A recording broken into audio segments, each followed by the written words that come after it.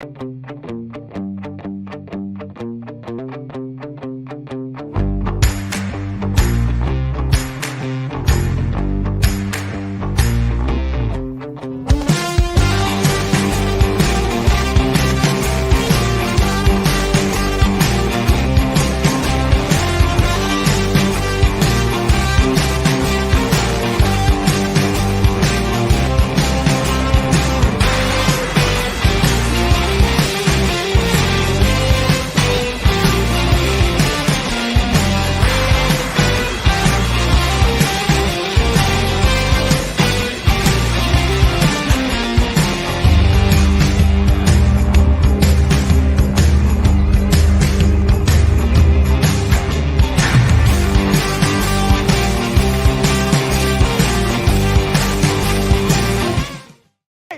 on now, fellas! We've got to answer the bell. Now let's go!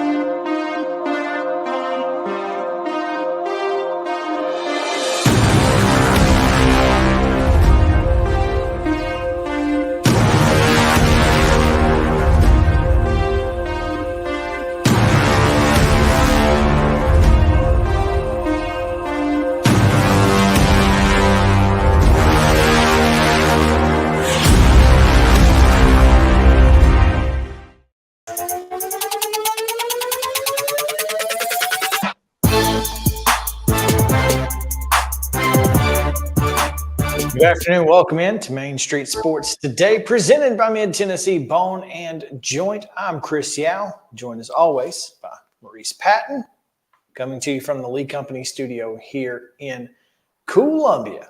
Glad to have you guys with us. Got a big show. It is PREPS Thursday, a lot of high school football to talk about, and we are definitely going to do that. We're going to pick 10 of the biggest high school games from around the mid-state later in the show, and of course, we've got Coach's Corner coming up.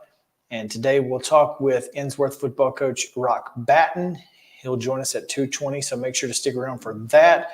We've also got a couple of pieces of hardware to hand out to some local teams and athletes, so that'll be good. And, of course, your Titans report at the top of the hour with Terry McCormick, as we have every single day.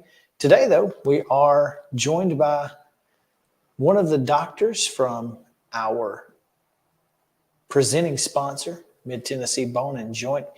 Going to talk to us a little bit about all of the injuries that we're seeing around sports right now, with the Achilles injuries, 3 of them in the last month that have effectively, ended at least the seasons for all 3 of those athletes, but potentially career-ending injuries as well, and kind of what that, what the trends are in that regard. So we'll talk with Zach PHARR a little bit later in the show, so stick around for that as well. But, Mo, how are things?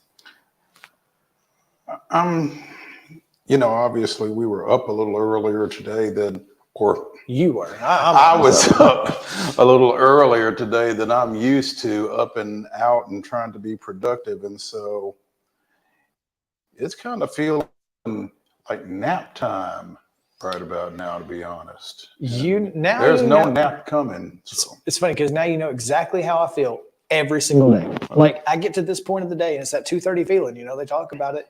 It's a thing. Like, everybody feels it. But about 2:30 every day, I start. Yeah, and there was a time in my life where early mornings were a thing, and so I'm familiar with that 2:30 feeling, but I've not had to deal with that very often of late, and so it's even worse when I do. Yeah, I get. I mean, you see me drinking this stuff every day, and that's why. I mean, I'm trying to stay hydrated, trying to stay up, and because obviously the more water content that I get in, I feel like it keeps me going and keeps you going. It does. It's what it's supposed to do. Yeah, but I'm not a morning person by nature, so it's a struggle for me sometimes. But We're going to get through it. We are going to get through it because we have. And we have we're going to sleep in tomorrow. Well, you are. Well, I don't get to say, and it'll be a long night tomorrow night too. And you won't get to sleep in probably for another 10 to 12 years. 15. Yeah. At least. So well, yeah, it's going to be, that's just how it goes these days. But here we are. Let's get through it. Let's get into it. We've got yesterday's results and today's schedule coming to you on The Rundown. This is The Rundown. The Thursday Rundown is brought to you by Mockingbird Title and Escrow, an attorney-owned and operated full-service title company in Middle Tennessee that will get your deals closed without worry and fuss. A family business that offers the highest level of expertise in the industry when it comes to closing and funding your real estate transactions. Consider them part of your team. Call 615-274-8698 or visit mockingbirdtitletn.com today. Volleyball action yesterday. Independence edged Oakland in 5 sets, 3-2. And girls soccer, Battleground Academy blanked Franklin Road Academy 2-0. It was Hendersonville 9-0 winners over Hillsboro. Loretto downs Marshall County 4-1. And University School of Nashville and Providence Christian played to a 1-1 draw. Major League Baseball action from Wednesday. The Marlins blanked the Brewers 2-0. It was the Astros bouncing back from a couple of surprising losses to down Oakland 6-2. Cincinnati with a 4-3 win over the Tigers. It was St. Louis 1, Baltimore 0. The Rockies with a 7-3 win over the Cubs. And in Philadelphia, the Atlanta Braves clinched their 6th consecutive National League Eastern Division with a 4-1 win over the host Phillies. Also, minor league soccer, minor league baseball action. The Sounds with a 9-6 victory over visiting Charlotte. No, at host Charlotte. It's at Charlotte.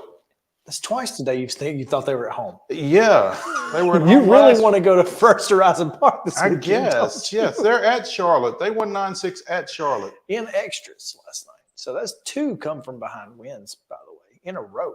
Nice. Sounds getting it done. Surging late. Hey, that's what you got to do. There we go. WNBA action last night. Game 1 of 3-game series. Connecticut shellacks Minnesota 90-60, as does Las Vegas and Chicago 87-59. The score for the Aces over the Sky. Both Connecticut and Las Vegas now lead those series 1-0. Football action tonight on Main Street Media Radio. You can hear the game of the week. It's Christ Presbyterian at Battleground Academy. It will kick off at 7. Coverage starting on Main Street Media Radio at 6:45 with Wade Neely and Scott Stewart. Also tonight at Providence Christian at 7, you can catch them hosting Grundy County.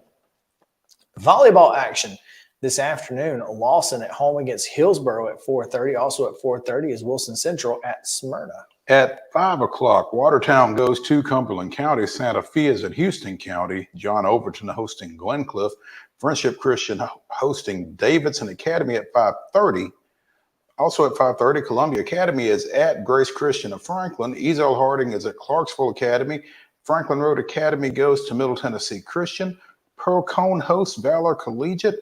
Providence Christian is at Webb School in Bell Buckle. 6 o'clock starts for Rockvale at Blackman, Tullahoma at Columbia Central, Moore County at Culleoka, and we'll have coverage later tonight on MainStreetMurray.com on that one. If I don't fall asleep when I get home. Nah, I'm kidding. Hey, we'll have it. Hey, do I need to call you? You might have to. I don't know. No, because apparently I'm not. I have to give Sarah a break from the kids when I get home, so I will be awake. Okay. Also at 6 o'clock, Harpeth goes to Merrill Hyde. Mount Pleasant hosting Loretto. Cascade travels to Murfreesboro Central. Siegel takes on visiting Riverdale. Summertown takes on visiting Hampshire. Spring Hill travels to Shelbyville. That's a 6:30 start. And also at 6:30, Laverne is at Stewart's Creek. Girls soccer action this afternoon at 4:30. Independence Academy is at Cane Ridge, and Lead Academy hosts East Robertson at 5 o'clock. Clarksville Northwest is at Clarksville Academy. Ezel Harding hosts Nashville Christian. Valor Collegiate goes to Glencliff, and Davidson Academy is at Goodpasture. Harpeth Hall hosts Brentwood Academy, and Richland welcomes Cornersville, while Oakland goes to Riverdale, and John Overton's at Watertown. Webb School hosting Columbia Academy, and at 5:30, Christ Presbyterian will be at Ensworth. Kip Nashville is at McGavitt. Cascade welcomes at Zion Christian, and Huntland is at Culleoka. East Robertson's at home against STEM Academy. Friendship Christian welcomes Franklin Christian, while Antioch goes to Middle Tennessee Golden Eagles. At 6 as well is Portland at home against White House. Pope Preps at St. Cecilia. Station Camp welcomes Greenbrier, and Creekwood goes to Sycamore. 6:30 first touches for Stewart's Creek at Cookeville. Lipscomb Academy at Father Ryan. Harpeth hosting Cheatham County. McEwen hosting Kenwood. Columbia Central goes to Spring Hill at 6:30. We will have coverage of that one by the end of the night as well at mainstreetmurray.com. Actually, that's a 7 o'clock start. Okay. All right. Get there early. Clarksville Northeast is at White House Heritage at 6:30. At 7, in addition to Columbia Central and Spring Hill, it's West Creek at Blackman, West Creek at Beach, Rockvale at Blackman, Ravenwood at Centennial, Fairview hosting Montgomery Central, Green Hill traveling to Gallatin, Brentwood visiting Independence, Kirkwood taking on visiting Trigg County of Kentucky. Springfield goes to Liberty Creek at 7. Also, Whites Creek is at Merrill Hyde. Franklin goes to Nolensville. Rossview hosts Dixon County, and Summit entertains Page. Major League Baseball action right now as we speak.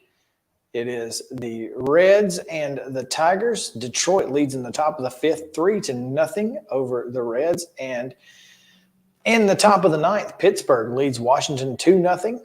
In the bottom of the 3rd, the Red Sox are 1-0 leaders over the Yankees. I've got bottom of the 5th, big boy. In what? Red Sox Yankees. Okay, well, perhaps it is. I don't know. I just don't know what I'm looking at. Yeah, apparently I needed to refresh. Okay, let's try this again. Tigers 4, Reds 1 in the top of the 8th. Reds do have 2 on and nobody out. Bottom of the 5th, Red Sox 1, Yankees 0. Bottom of the 4th, Marlins and Brewers tied at 1. Final score from Pittsburgh, Pirates 2, Nationals 0. There we go. Remaining games, the Mets welcome Arizona at 3:10. At 6:07 is Toronto hosting the Rangers at 6:15. Apparently there's a doubleheader today as Boston and New York will be playing on Fox at 6:15 tonight. We also have the Sounds at Charlotte continuing their series, but this one starts at 6:04. 04. Which must be their area code. I don't know if that's the Charlotte area code or not. No. 7:04 Eastern is their area code. Sense. Yes. Okay, 7:04 makes sense. College football tonight at 6:30 on the ACC network. Miami, the Hurricanes take on visiting Bethune-Cookman and not Ed Reed. Trap game maybe for the Hurricanes coming off that big win over Texas A&M? I think not. Probably not. AAC action at 6:30 on ESPN. Memphis welcomes Navy, and NFL on Prime, Amazon Prime tonight at 7:15. It's Thursday Night Football. Minnesota is at the Eagles. That's Amazon Prime, not Coach Prime. Yeah. Philadelphia, and that is your rundown.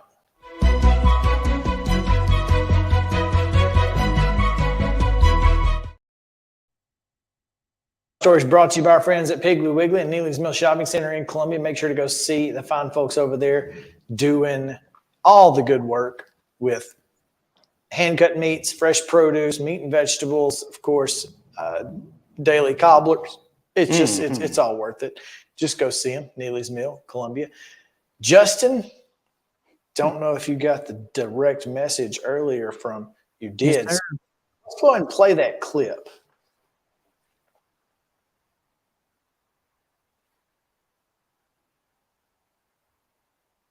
And I sat down with ESPN today, and I don't care if they hear it in Boulder. I told them I took my hat off, I took my glasses off, and I said, when I talk to grown-ups, I take my hat and my glasses off. That's what my mother taught me. So, and I sat down with ESPN today, and I don't care if they hear it in Boulder. I told them I took my hat off, and I took my glasses off, and I said, when I talk to grown-ups, I take my hat and my glasses off. That's what my mother taught me. So, and I sat down with okay, so we get the point. So that was Jay Norvell on his coach's show. And that was Colorado State coach Jay Norvell. Yes. What are they? They are the Rams? Yes. The Rams travel to Boulder. That game is in Boulder, It right? is. Travel to Boulder Saturday to take on Deion Sanders and 2-0, 23rd, 20th. What are they ranked? 17th, I believe. 17th? Top 25 ranked Colorado. And, you know, Jay Norvell's mom taught him to take off his sunglasses and his hat when he talks to grown-ups. My mama told me to mind my own business. And what's funny is there's a news station out of Colorado Springs that notes that Sanders has appeared at his weekly news conferences wearing sunglasses and a hat, including on Tuesday when he complimented Norvell. I hear he's a good man. I know he's a great coach. He has those kids playing hard. Where's this coming from and why? Because Prime's easy. He's an easy target. And listen, it's little brother punching up. That's what Colorado State fans want. Clearly, because you heard the reaction from his coach, from those in attendance at his coach's show. Yeah, that's what they want. So look, I hope they want what they're going to get Saturday as well. Look, and maybe they were going to get it either way. Well, get you some brownie points while you can if you're Norvell, I guess. Listen, Deion's not Coach Prime, Coach Sanders, Deion, whatever you want to call him. He's not taking the foot off the gas on anybody. That's just the bottom line. One, because Colorado's got a lot to prove, and he's got a lot to prove with this team, and they really can't afford to take the gas off at any point. They need all the style points they can get, and look, it's. And again, as we've talked on this show, they've got a lot of attention on them, and we still don't know how good Colorado is. We don't. When you look at the two teams that they've beaten to this point, and so, like you said, maybe they do need style points, and maybe they need to beat up on folks when they have the opportunity to beat up on folks, because it may not be that way every week. But I mean, if you're playing to your audience, okay, that's fine. But you kind of put yourself in the crosshairs as well. Sure, but again, you're getting what you're going to get either way. But I mean, here's the thing: your little brother. Everybody. I've talked to other folks. Deion is very polarizing. Obviously, he's a personality that nobody's like, yeah, he's all right. It's either you love him or you hate him. This is not Jay Norvell's personality. No, and here's the thing: it doesn't make sense to take shots at Prime. Well, you want to take shots at Colorado? Sure. Well, it doesn't make sense to me to take shots when that's not your thing. I mean, yeah. If you're Steve Spurrier, that's one thing. If you're Philip Fulmer, it's another. I mean, it's just not your thing. It's not how you typically go about your business, especially at Colorado. I mean, it's not like they got a lot of good things going in Fort Collins. So it's awfully pretty out there, from what I mean. Outside of that, yeah. But in terms of football, sure does look good while we're getting our butts kicked. But as a friend of mine says, hopefully Colorado State is overlooking MTSU as they get ready for this Colorado game, because they come to Murfreesboro next week. Yeah, again, I don't understand taking shots at the opposing coach. That doesn't really make a whole lot of sense. And Mo, as a member of the media who has covered Division I programs, do you give a crap what a coach is wearing during a press conference?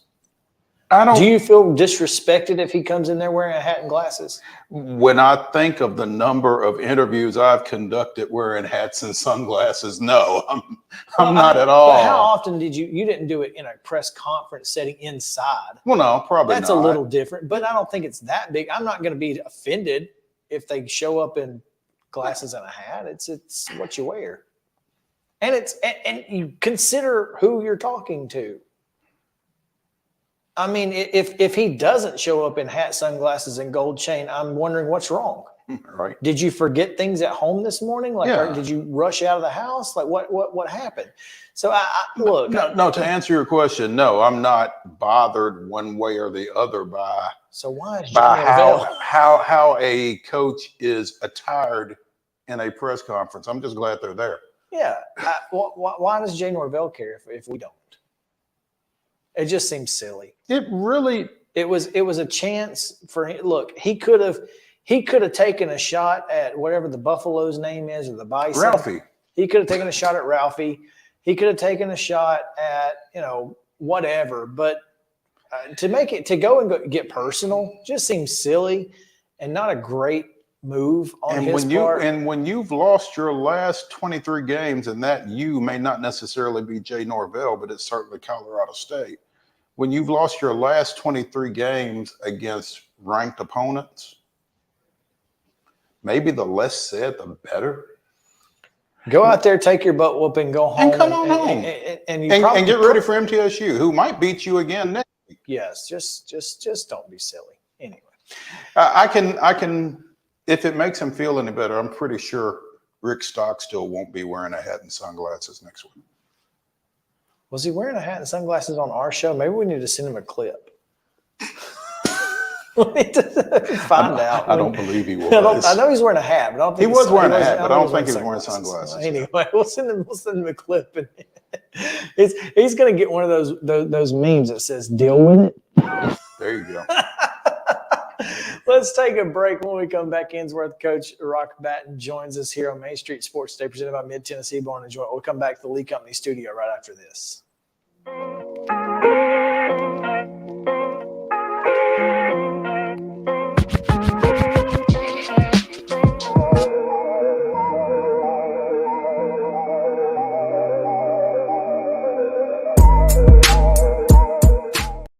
Mid-Tennessee Bone and Joint treats your orthopedic injuries and existing conditions. Our trained physicians will get you back in the game faster. Contact us at 931-381-2663 or www.mtbj.net.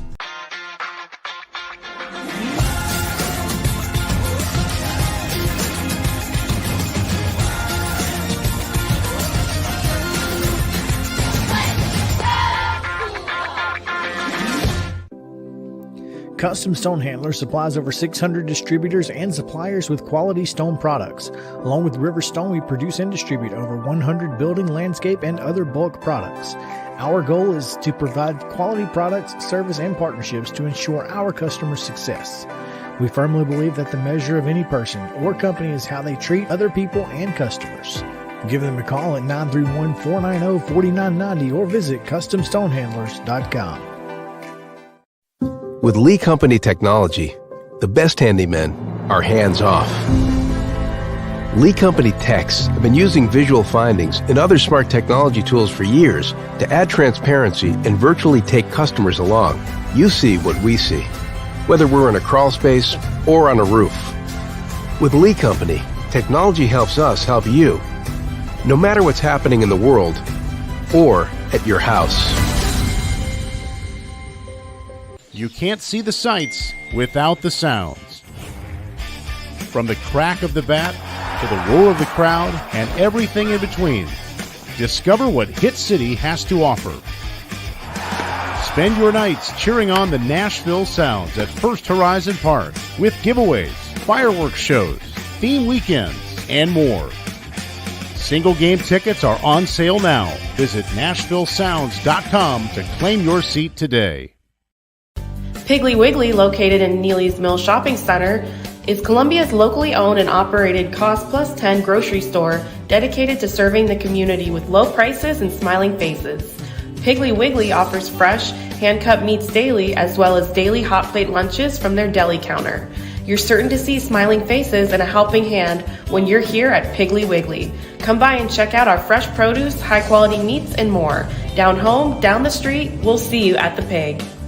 Mid-Tennessee Bone and Joint has been the official sports medicine provider for Maury County Schools for more than 40 years. We specialize in orthopedic service, and our Ortho Quick Walk-In Clinic lets you bypass the ER. Visit us online at www.mtbj.net.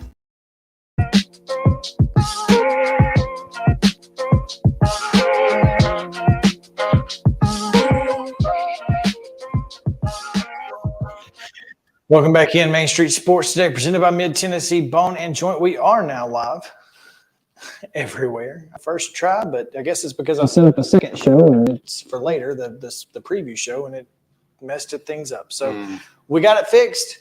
Good to go. Welcome to our friends on Facebook. If you're watching on Facebook, we appreciate you guys joining in. Now is the best time to be on anyway, as it's starting our high school football coverage in the show, and looking forward to doing so on Coach's Corner. And if you missed our conversation regarding Jay Norvell and Deion Sanders, go back and find it on YouTube, on MainStreetSportsToday.com, on Twitter, on our new app that you can download, Main Street Media TV app on your iPhone or Android device, as well as Roku, Apple TV, or your Fire Stick. Wherever fine podcasts are sold. That too as well. It is Coach's Corner now, presented by our friends at From the Heart Cafe out in Chapel Hill. Renee Hart and the fine folks at From the Heart will keep you fed and happy. If you're headed out to Chapel Hill for whatever reasons, particularly Henry Horton State Park, if you look to your right as you are coming up on the state park, you will see From the Heart Cafe. Stop in, say hi to Renee, let them know that we sent you over there, and looking forward to seeing her again soon. But we welcome now ENSWORTH football coach Rock Batten to the show. Coach, welcome in. How are you? Doing great. Thank you guys for having me on the show. Really appreciate it. He's not wearing. What is it? Oh, he's not wearing sunglasses or a hat. Yes. And I heard that part about the hat and the sunglasses. Yeah, that was interesting. He was going to wear them, but he took them off probably. Yeah. He was I had him here waiting, but I just said, you know what? I'm not going to do it. I thought about it, and I said, you know, I'm just going to play along. But no, thanks. I kind of wish you had, Coach, to be honest. I thought it would be interesting if I started the show that way, but I was like, you know what? I'm going to put him to the side. So I thought you guys would probably get a kick out of it. But, Jason Maxwell probably would have worn them. Absolutely. Well, I will say I had it ready. I'll be honest. I had the whole ordeal ready, but I love what Coach Prime is doing at Colorado. I will say that. So, and Coach, he's got as we talked earlier this week, he's got a couple of local guys out there on his staff. Corey Phillips. Corey Phillips and Darius Darden-Box from your alma mater as well. So there's some local flavor out there as well in what he's doing. So those are two great guys, and they're doing a great job. And obviously they're the talk of college football right now, and the exciting things Deion is doing with that program. And actually there's another connection that I know, Rick George, who used to be a Vandy guy and was a assistant AD and football op. And he had so many roles when I was a player at Vanderbilt, and is a great man too. So a lot of Nashville connections in a lot of ways, and some players out there too. Always a Nashville connection. Coach, if someone had told you were going to be 4-0 going into this week's matchup with Lipscomb Academy at the start of the year, what would your response have been? Well, we look at everything one game at a time. I'll tell you this, our seniors and juniors after last season, as they've come together in the spring and all season, set some goals in terms of not just the record piece of it. It was just about the process and who we are and our identity and how they would lead this team. So I'll be honest, even though we lost several guys from the year before with some of our seniors, I was really excited about this group in terms of what we could be. And obviously there's a lot of football left and obviously a huge one tomorrow. But I like our group in terms of our character, our work ethic, our leadership. our drive, and it started with our senior leaders and our juniors getting on board with them. And so, we were excited about going in the year, but we knew we had a lot of work to do and a lot of young men who hadn't played a ton on Friday that we had to get ready really quickly. And so it's part of the growth and part of the process. And we'll continue that journey tomorrow night as well. It is, it's an interesting matchup here, Coach, because Academy moving into district play after spending most of their time in Class 2A, so it's a little different now with this team being in the district. How do you approach this game with, obviously they are struggling in the win column, so you got to make sure your guys realize that, hey, this team is still just as talented as anybody we're going to face this year. Well, the good thing is our guys know that. I mean, you look at the teams they've played this year. Obviously, they played some elite teams, some national games. And the great thing about Nashville and the kids these days compared to when you guys and I were in high school, they know each other. There's connections all over Nashville and all over Middle Tennessee in terms of either playing youth ball or middle school ball against each other. And so we know they're an extremely talented group. You can see that on film. We throw the records to the side. Like I said, they've played some talented teams, but they are extremely talented. They have outstanding coaching staff. And so our guys really understand what we're getting into Friday and understand the magnitude of their ability and their talent. And like I said, disregard record. And you look at last week, they were in the hunt with, a Baylor team who's returning a lot. And, a lot of people probably picked to win it again this year. So our guys are fully aware and ready, and got one more day today to make sure we're ready tomorrow and clean up things. And, we're excited about opportunity. It's going to be a great atmosphere and an exciting game. Rock Batten, now in his 5th year as football coach at Ensworth, joining us here on Coach's Corner, presented by From the Heart Cafe over in Chapel Hill.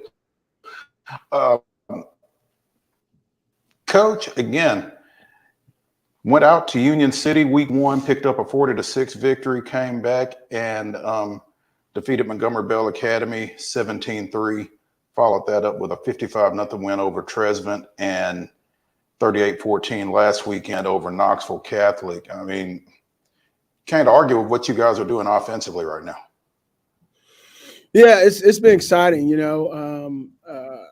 Coach Snyder, our offensive coordinator, does a really good job putting our game plan together and with our rest of our offensive staff. But we've had some guys really step up. Max Hosklaw, our senior quarterback, has done a great job of leading us and making the right decisions with the football, and we have to continue that. And also just offensively being able to protect the football and as a total team win the turnover battle, which is obviously critical in every game, especially games like tomorrow. But our offensive line has done a really good job as we've had to roll some guys in and out at times. But the staple of that has been our center, Connor Stewart, and our tackle, Jack Leninger. And so, but some of our skill guys like Zayden Moore and Jaron Sensabaugh and Sean Johnson and Jack Fleming are doing great things for us. And, we got to continue to do that and continue to move the chains. So it's been exciting to see and the potential of it and what it could be. But I agree this is going to be the best defense we've played thus far, obviously with the talent they have, and we have to continue to capitalize and start off with winning on first down and continue to move those chains even on third downs. Coach, they've got athletes all over the field, and there's no question that, it's hard to pinpoint kind of where you have to focus because on game planning against Lipscomb Academy. But one guy in particular who can affect you both in the passing game and the running game, how do you guys try to limit the impact of Edwin Spillman, who is a Butkus Award watch list performer in high school? It just feels like, when you try to game plan against this Lipscomb Academy team, he's kind of public enemy number 1. Yeah, Edwin he's talented. He's probably not probably, he's arguably the best linebacker I've had to coach against and us play against. And he is the heartbeat of that football team. It's very clear. I mean, he's in the center of it, and he's making plays from sideline to sideline in the run game and the pass game. He does he does everything. I don't know if you can really limit him because he's a playmaker. We have to make sure we just do our job. There's things in our scheme that we want to take advantage of. We want to, get the ball in the hands of our playmakers and create some opportunities. And he's going to make his plays. Like I said, he's too talented, obviously, with the preseason and midseason accolade of a Buckus Award winner, recipient or nominee. And I mean, he's extremely talented. We got to be diligent in what we do and be patient in what we do. And like I said, get the ball in our playmakers' hands and allow them to make plays for us. But he's a force, obviously. Well, it feels like it's a little easier to do with a guy like, Max Holtzclaw. Right. A guy who makes really good decisions, doesn't put your team in bad positions, and can get himself and the offense out of some bad positions sometimes. Yeah, Max can do. He can spin it really well. He's got a great quick release. He's an athlete as well, and can run it, and has done an outstanding job. Thus far, obviously protecting the football, and we give him a lot of flexibility in our offense to make some decisions and read some things and constantly continue to move the ball. But he's done a good job, and he's a leader. I mean, he's sharp in terms of mentally, in terms of understanding the game and understanding what we want to do, even though. It's only been a few games he's played thus far, but he's done a really good job being the field general and directing our offense and putting us in the right situations based on what the defense is showing us and giving us and taking advantage of any mismatches. And that's the tough thing with this particular game because, like you just said, they have so many talented guys. Where do you find the mismatch? Where do you find the hole? Because they have so many talented guys on defense that can fly around and. But he's done a great job, and we're looking forward to that even tomorrow night. Coach, as you mentioned, Lipscomb coming up from D2 AA to the AAA level this time around. I don't know how familiar you were with them last year, but from what you can tell, what's different about this Lipscomb team this year under Kevin Mawai versus what they did under Trent Dilfer previously? Well, what's different? Obviously they're going to have different philosophies, but I think this defense they made plays last year. I mean, think about them last year.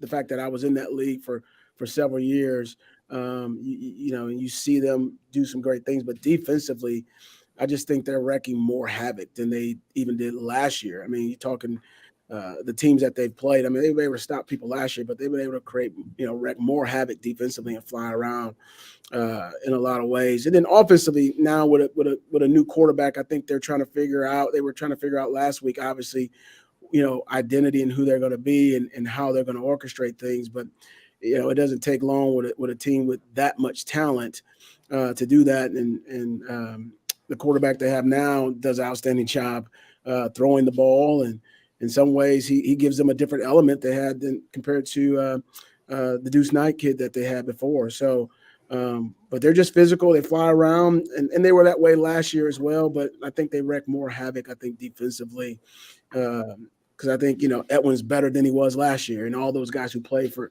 Trent are, a year more experienced and more physical and stronger and bigger and faster. And so they're just creating a lot of havoc. Like I said, it doesn't show in terms of the win-loss, but you see it when you watch film of them and the plays that they're making. Yeah. How much of an advantage or how much of a benefit is it for you all, Coach, that Deuce Knight left prior to the Baylor game and not prior to your game, that you did get to see the new guy quarterback on film? Yes, I mean, obviously that was an advantage because you kind of know to a certain extent. I mean, I would, when you watch it, I'm sure that they kept it simple to a certain point to make it easy on him. I mean, that's how you have to approach it when you have a new quarterback in those situations. But that was a plus for us to be able to at least see one game with him compared to Deuce Knight, who's a little bit more of a runner, but still can spin it. But still, they have, like I said, they have several guys who are talented, and Tav Schaefer is a talented quarterback. I mean, he has opportunities obviously in college and past high school, but he throws it really well, and you can see those guys believe in him as they were in the hunt in that Baylor game on the road. And so them coming back home, I know they'll be more comfortable, and he'll be more comfortable having a game under his belt. And we got to do a good job at trying to make him feel uncomfortable and getting off the field on third downs to get our offense the ball back. It's going to be a lot of fun to keep up with this one on Friday night. If you don't have a high school football game to attend of your own rooting interest, then this one would certainly be one to get out to at Lipscomb Academy on Friday night at 7 o'clock. If you're going, get there early, because parking has never been easy for Lipscomb football. And these days, I would imagine it's harder than ever. So, Coach, are they helicoptering y'all in, or how's that working out? Well, we'll just get there early enough so we can beat some of the crowd to get to the locker room and get ourselves ready. Yeah, I'm glad we did not have to worry about that part of it. But I haven't played there in a while, and definitely since since Trent's been there and the new staff. So, like I said, this should be electric atmosphere and a fun game, and we're just excited about the opportunity and looking forward to a great night on Friday. Well, we'll be keeping up with it for sure, and thank you for taking time with us here today. We appreciate it. Looking forward to it, and thanks again. We will talk with you soon. Thank you, guys. I appreciate everything you guys doing for high school football, and always great to be here. Thank you. Thanks, Coach. Good luck to y'all. That's Rock Batten, ENSWORTH football coach, joining us here on Coach's Corner, presented by From the Heart Cafe out in Chapel Hill. Before we get before you get into our hardware portion of this segment, you retweeted something a couple of days ago that we need to visit real quick. Scott Kiesler, who established the football program upon the opening of Summit High School, and I think was there for 3 seasons before resigning at the end of the 2013 season, passed away earlier this week. Believe he was back in his native Louisiana at the time of his passing at the age of 49, and just felt the need to acknowledge that, and thoughts go out to his family. Played for his dad, Bobby Kiesler, down at McNeese State, and spent time up this way coaching at Smyrna, among other places, but was the first coach when Summit opened up. And, obviously they struggled a little bit, as a new school that's not named Kirkwood is wont to do. So, but he kind of set the foundation for that program over there, and just wanted to acknowledge that. Absolutely. Let's go ahead and take a chance at bringing up some hardware recipients. There we go. Yeah. It's the End to Win Life Team of the Week, presented by Custom Stone Handlers. Our friends at Custom Stone Handlers, get at them at 931-490-4990, customstonehandlers.com. They, of course, will proudly encourage young people to get in the game. Mo, the End to Win Life Team of the Week this week, team I saw on Friday night, and boy, did they look good. Loretto, a 35-0 winner over Summertown to take the Pegasus Cup back home. First time in that series that someone left with it. Yeah, that it traveled. yeah, it typically stayed wherever it was. Yeah. So big win for Loretto, and to get that and take the Pegasus Cup back down south on 43. Mm-hmm. So congrats to Loretto. The Mid-Tennessee Bone and Joint Athlete of the Week. Mid-Tennessee Bone and Joint Athlete of the Week, as you can see there on the screen, is Mount Pleasant senior Caden Davis. 7 tackles, couple of pass breakups, and a scoop and score from one end of the field to the other, 98 yards, give or take. Yeah. That was the difference in a 14-10 Mount Pleasant victory at Harpeth in Region 5 2A play. So keeping the Tigers undefeated was Caden Davis. And for his efforts, he is, again, the Mid-Tennessee Bone and Joint Athlete of the Week. So congratulations to him. All right, we'll take a break. When we come back, we've got Braves chatter, this day in Braves history, and more. So stick around. Main Street Sports Today, presented by Mid-Tennessee Bone and Joint. We'll be back right after this.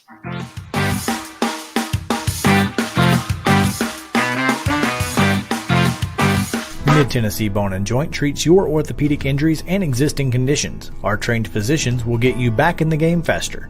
Contact us at 931-381-2663 or www.mtbj.net. With Lee Company technology, the best handymen are hands-off. Lee Company techs have been using visual findings and other smart technology tools for years to add transparency and virtually take customers along. You see what we see, whether we're in a crawl space or on a roof. With Lee Company, technology helps us help you, no matter what's happening in the world or at your house. Jones & Lang Sporting Goods here in Columbia has been outfitting teams, officials, and anybody else from T-ball to college for 50 plus years. Be sure and check them out at 931-388-8060 or online at jonesandlang.com. Jones & Lang Sporting Goods, the look of a winner. Zion Christian Academy, zioneagles.org or 931-388-5731. You can schedule your appointment. Go tour their campus. It is beautiful over there, and you're definitely going to want to see it. Again, it's zioneagles.org. Give them a call, 931-388-5731, and schedule your tour today. Did you know that up to 80% of us will experience back or neck pain during our lifetime? Many of you are offered surgery or addictive pain pills to relieve your chronic pain. At the Dr. Gill's Center for Back, Neck, Chronic Pain Relief, we have been leading the way to better health, naturally, and have helped tens of thousands of people right here in Middle Tennessee for the past 30 years. I came to Dr. Gill about 10 years ago after my local doctors recommended surgery. I knew about Dr. Gill and wanted to see if he could help me. 10 years later, I am pain-free, no surgery, and no pain pills. Surgery is scary, and over 40% of all back surgeries fail, creating a cycle of surgery and pills. There is a safer solution to your chronic pain. Make the call to the Dr. Gill Center for Back, Neck, Chronic Pain Relief today and get your life back. This office visit is normally $299, but call today and receive your initial consultation, report of finding for just $49. But hurry, this offer won't last long. Call 615-768-8743. That's 615-768-8743. You can't see the sights without the sounds. From the crack of the bat to the roar of the crowd and everything in between, discover what Hit City has to offer. Spend your nights cheering on the Nashville Sounds at First Horizon Park with giveaways, fireworks shows, theme weekends, and more. Single game tickets are on sale now. Visit NashvilleSounds.com to claim your seat today. Mid-Tennessee Bone and Joint has been the official sports medicine provider for Murray County Schools for more than 40 years. We specialize in orthopedic service, and our Ortho Quick Walk-In Clinic lets you bypass the ER. Visit us online at www.mtbj.net.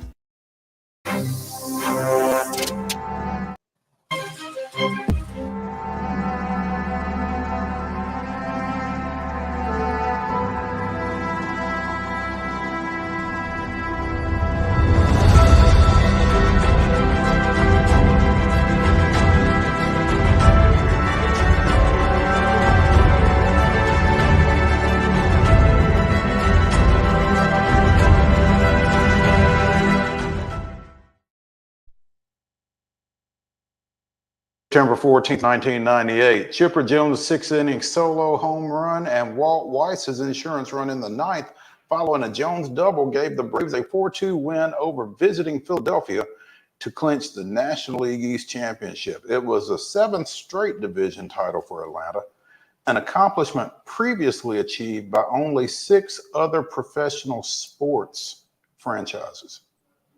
That was this day in Braves history. They clinched their 7th straight in 98. on this day. Visiting Philadelphia. Do you know that on yesterday's date was the same date they clinched in 1995? What else happened in 95? Was there anything notable for the Braves that happened in 95? Any kind of deals, big or otherwise? Yeah. I mean, 1995 was a pretty good year if you were a Braves fan. Yeah. Yeah. So anyway, I'm just saying. Not saying. Throwing that out there. Just saying. Yeah. Oh, man. But for the 6th time in a row and the 23rd time in history, which is more than anyone else in the league can say, the Braves boast a division title. As you typed here in the run of show, back to back to back to back to back to back. I had to copy and paste that. I typed back to back, and so I copy and pasted.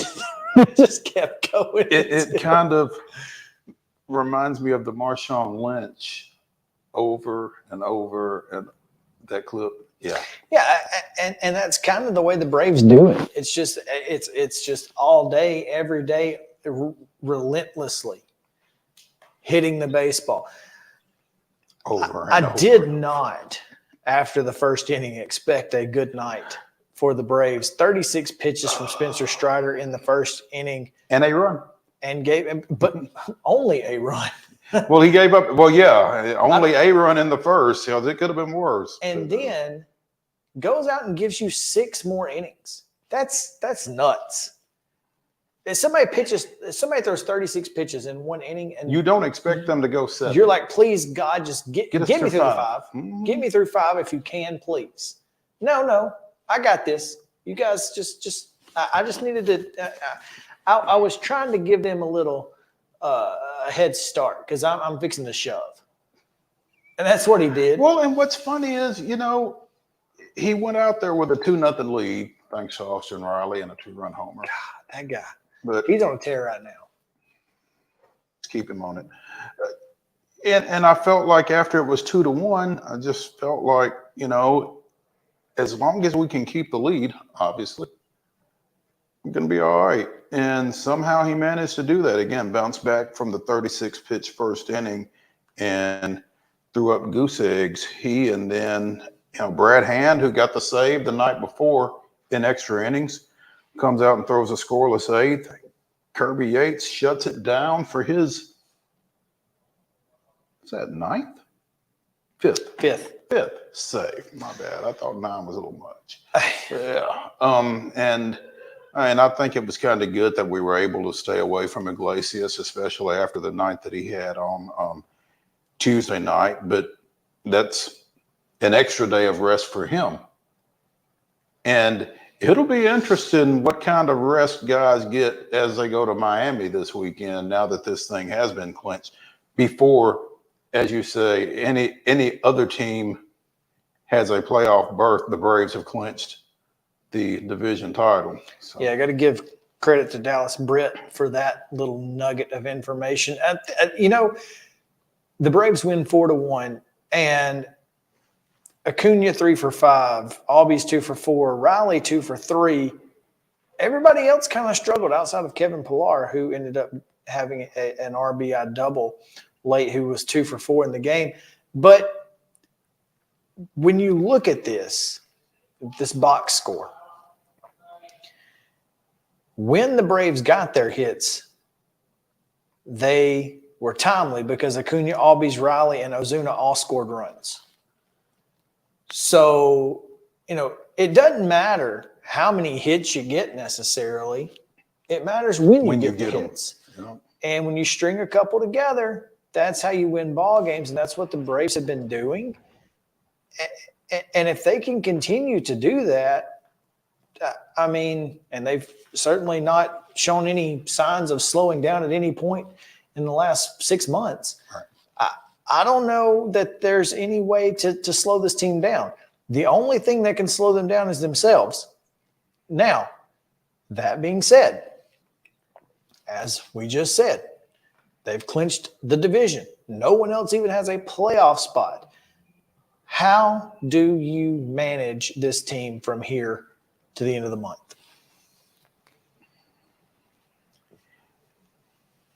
That's really a fascinating question to me, for the fact that if you've put the pedal to the metal all year, do you stop? I mean, we talked in the first segment about what your personality is as a coach, as a team.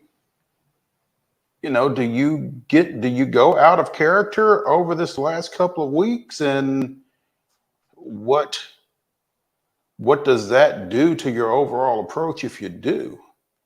And I think you maybe mix Nicky Lopez in a little bit around the infield. He can play all 4 infield positions. Now, what Olsen and Acuna have started every game, those guys may be a little resistant to coming out. I mean, playing 162 means something to guys, I think, especially when you get to 147. Well, and not just that, but Acuna is chasing an MVP.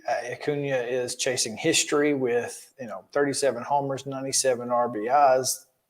He's got, enough. He's got a chance at 47. And so, it's kind of hard for us to say, well, yeah, go ahead and just, let's let PHARR play right field or for a change or just whatever. Who knows? Mm-hmm. Maybe they want to come out. But here's the thing, and it's what happened last year. How do you prepare yourself for that 3 days or 4 or 5 days off between the end of the regular season and the divisional series? And it's critical that they figure out how to handle that. And so do you try and find a way to replicate at least a couple of days off here and there?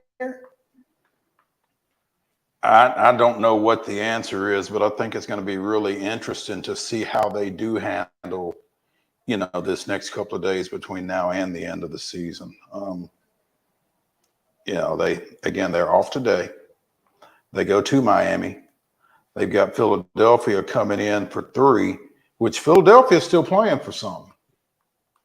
So I doubt that you'll see many guys down in that series. Then you go to Washington for 4, and then you come home for the final 6 against the Cubs and the Nats, 3 each. So, and Washington's in the wild card chase. I'm sorry, the Cubs are in the wild card chase. Washington's not as much. Yeah, so, they're down there. Yeah, so they're with the Mets. Yeah, I mean, gosh, I don't. Yeah, I'm not sure. I'm not sure what you do. I don't know if you may be right that they don't want to. They don't want to drop some games to these guys. But here's the thing: Max Fried's got to pitch. Kyle Wright's got to pitch. Oh, absolutely. I mean, you can probably skip Morton in lieu of AJ Smith-Shawver or Schuster's back up. Schuster's up. I mean, you could probably skip Charlie Spencer if you wanted to. I don't think Strider's in the Cy Young race at this point anymore. So I don't think he is after that start against the Cardinals. Yeah, he's not chasing anything. So I still think he's in striking distance of the single season franchise strikeout record, but I don't know how big a deal that is. He's going to have plenty of other opportunities. Yeah. But I mean, Bryce Elder is also a guy who might benefit from getting pushed back. I think so. I think you've got to think about it anyway. I think it may be more pitching related, the extra time, than offensively. Yeah, let's. Here's the thing: there's probably some guys that you, need to get some ABs. Just more in than case. getting the starters down. Yeah, there might be some guys on the bench. Maybe Forrest Wall needs to play a little bit. Yeah, Forrest Wall, PHARR needs to play a little bit more. Nicky Lopez, although not playing doesn't seem to impact Kevin PHARR when he does play. No, he's just going to show up and take care of his business, which is exactly what you have to have in the playoffs, by the way. Mm-hmm. But I don't think it would be a bad idea to get Murphy and Darno both in the lineup. And, play. I was fascinated the other day, the second game of the no-hitter, I guess, with of the doubleheader when Acuna DH'd and PHARR went in and right. And that was, what are you doing, Snit? But, yeah. And it was just an opportunity to kind of get Acuna a partial day off, I guess, and, give his legs a little bit of a break. Well, I mean, we've always got Luke Williams who can play shortstop too. And then the dude we just picked up from the Angels, Andrew Velasquez. Yeah. So I don't know that he's up, is he? He's not. Okay. But I mean, he could be. Yeah. I don't see any reason why. There are a lot of guys who could see some playing time over the next 2 weeks that we haven't seen a lot of. Right. So at this point, no matter what, just leave it be. Whatever happens. I mean, you just don't. You can't be mad at anything that happens. Just leave it be. It is what it is. Keep grinding. Obviously, sure. You want to win a lot. You want to do all the. You want to get the number 1 seed because that is important. I think home field against whomever you face in the NLDS would be huge, or NLCS would be huge. Mm-hmm. So you want that, but right now, heck. There's 16 games left, and you're 8 games up on the number 2 team. So it's going to be difficult, knock on wood, to lose the number 1 seed. So. The Braves have 16 games remaining. If they split those, they're the 1 seed, no matter what. Yeah, because the Dodgers again are 88 and 57. They would have to go 16-0. And the Braves have to go 500. Yeah. So do the math. Exactly. 1 seed's probably locked up pretty close, but, just don't give it away is my point. All right, let's take a very short break. Terry McCormick, top of the hour Titans report right after this on Main Street Sports Today, presented by Mid-Tennessee Bone and Joint.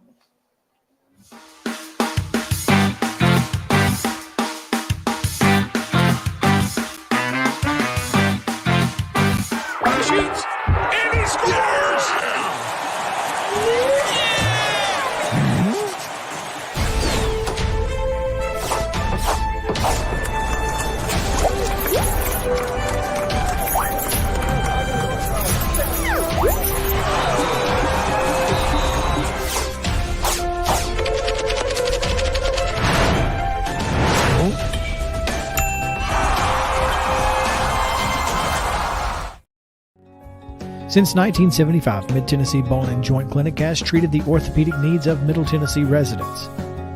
The trained physicians provide surgical options and minimally invasive options to treat all orthopedic needs. The walk-in clinic, OrthoQuick, helps you bypass the ER while treating sports injuries and acute needs Monday through Saturday. Visit MTBJ online at mtbj.net or on social media at Mid-Tennessee Bone Joint Clinic.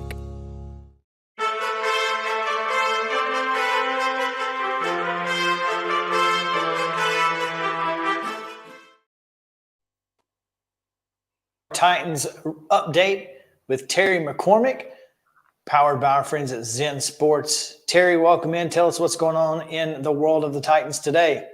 Well, it is your Zen Sports Titan Insider Daily Report, and the news from the Titans is not what people probably want to hear. DeAndre Hopkins missed a second straight day of practice today with that ankle injury, so his status starting to look a little bit in doubt for Sunday against the Chargers. Obviously, if he can get out on the practice field and do something on Friday, it'll help his chances of playing, but certainly not good news from St. Thomas Sports Park if you're a Titans fan. Do we know when he hurt the ankle, Terry? Was it during the game or did he work Tuesday? When? Apparently, what people are saying, it might have happened like toward the very end of the game. Maybe sometime right around the very last possession or whatever. But it's kind of odd that, it was kind of kept under wraps for that long, that it didn't get out until yesterday when he showed up on the injury report. But that's what they're saying is the timeline that it may have occurred. DeAndre Hopkins also has a history of not practicing, so maybe he just doesn't want to practice. There's that. Listen, but this early in the season, I would hope that he wouldn't be, doing that just yet. I can understand in week 10 after you've been at the grind for a while, but not in week 2. Well, also not in week 2 with a new team with a new quarterback. So absolutely, when you need reps, with that new quarterback didn't exactly go great. So I mean, I don't know that this is the week to take off. Yeah. Yes. I'm just saying. Look, maybe he is hurt. I'm just saying that there is history. There's history. Yeah. So anyway, all right. Well, Terry, we appreciate it. Tell us about Zen Sports. All righty. Zen Sports is the new sports book in Tennessee, changing the bonus game for the better. Zen Sports, the new sports book in Tennessee, is revolutionizing the way you earn sports betting rewards. Zen Sports, your rewards are cash rewards. You bet with real money, and now you're rewarded with it too. Earn a whopping 5% cashback welcome bonus for your first 15 days when you sign up with code MAINSTREET, MAINST. Earn an unlimited 5% cash back on your betting volume for the first 15 days. Best of all, earn cash commission on your referrals, your referral bets with Zen Sports Referral Rewards Program. Zen Sports, betting just got better. Gambling problem, call 1-800-889-9789. Terms and conditions apply. Must be 21 and older and in Tennessee to bet.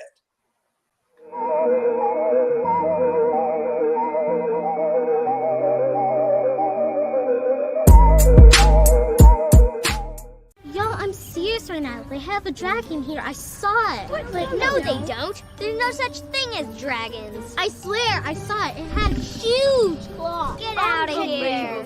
It had eyes as big as the moon. Come on, I'll show you. Wait up.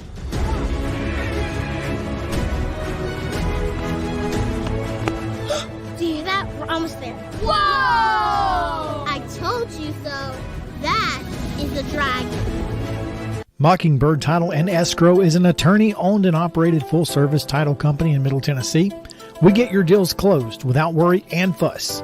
We're a family business that offers the highest level of expertise in our industry when it comes to closing and funding your real estate transactions.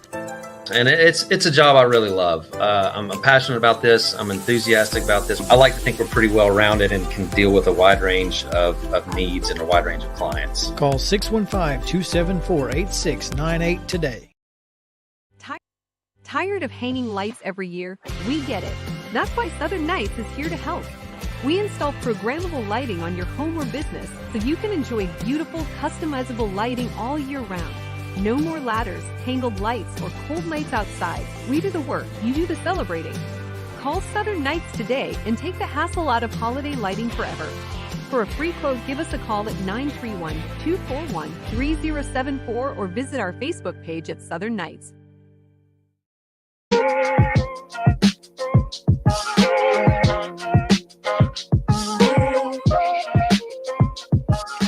Welcome back in Main Street Sports today, presented by Mid Tennessee Bone and Joint. I'm Chris Yao, joined by Maurice Patton, and it is PREPS Thursday here, coming to you live from the Lee Company studio as we are getting ready for high school football tonight and tomorrow. Again, Christ Presbyterian at Battleground Academy on Main Street Media Radio.